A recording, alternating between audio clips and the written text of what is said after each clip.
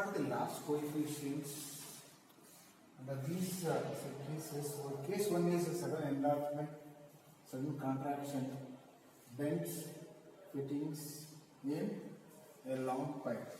So in a pipe having varying cross section from section to section and provided with some fittings and bends, there will be a loss of energy. So in the case of sudden enlargement, so when we are allowing a quantity of water from one cross-sectional area to the other cross-sectional area, there will be a loss of energy due to its formation. Okay, so make use of available equations. So we can find what are the losses due to sudden enlargement. So it is having one diameter at inlet, at outlet it is having another diameter. When the flowing fluid from contracted area to the expanded area, so there will be loss. Similarly, in the case of contraction, from larger area to smaller area, again there will be loss of energy. So make use of available Bernoulli's equation. Okay, apply Bernoulli's equation at contracted area and elongated area here in the case of sudden enlargement. So we are getting an equation, make use of that equation for the values such as the discharge velocity. So we can calculate what is the loss. Similarly, in all these cases, sudden contraction and in bend and also in fire, that is pipe fittings.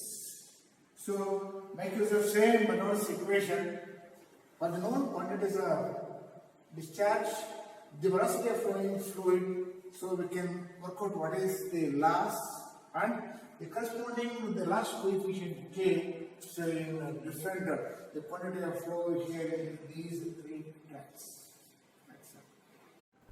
This is the experimental setup for finding minor losses. Major losses we already have done, that is due to friction.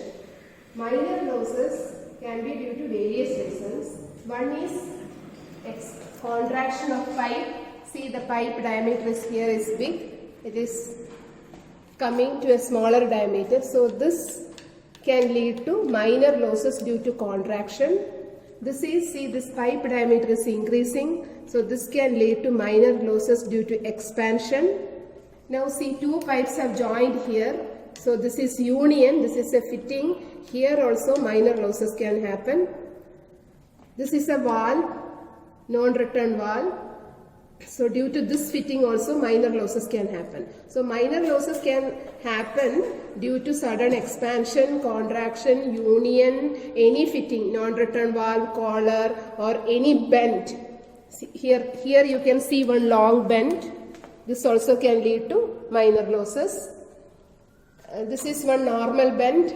This also can lead to minor losses. So sudden expansion, contraction, any fitting, bend, collar, union, tab fitting or any other fitting will lead to minor losses. So in the experimental setup, we are having one tank. From here water is going through this butterfly valve. You can take different trials by keeping the butterfly valve open at different places. Now, when you are taking sudden contraction, for example, all other valves should be closed and only the valve for contraction should be open. All other valves are closed. This is closed only for sudden contraction. Before and after, we will be opening the valves. And the pressure difference due to this contraction, you can get it down from the U-tube manometer. U-tube manometer, when it works only, it will change. Now it is at the same level. When it works, the difference in left limb and right limb, you have to note it down. So left limb reading, right limb reading, we will be noting down. And also discharge, we will be noting down just like all other experiments. Time taken for 10 centimeter rise in this tank, you will be noting down with the help of a stopwatch.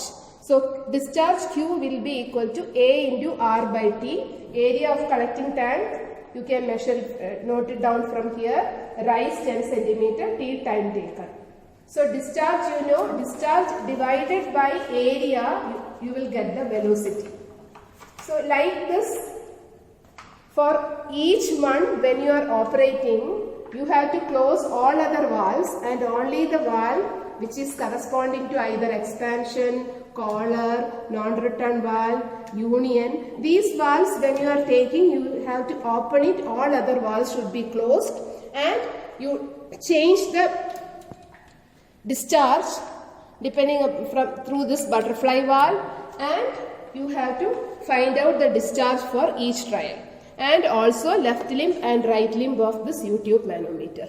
These are the readings, you have to note it down.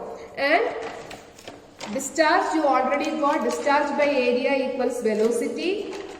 Type of fitting, either expansion, contraction. In the observation table you have to write. Difference in mercury level, left limb and right limb, you will be getting. Rise of water 10 centimeter, time taken T. So loss of discharge, Q equals AR by T, velocity equals Q divided by area. So you can find out using different formulas for expansion, contraction and all. You will be getting, using different formulas, you can find out coefficient of coefficient of minor loss for that particular setting. Now only the contraction valves are open. That means water is flowing through this valve and the pressure is taken through U-tube manometer. Left limb reading and right limb reading you will be noting down.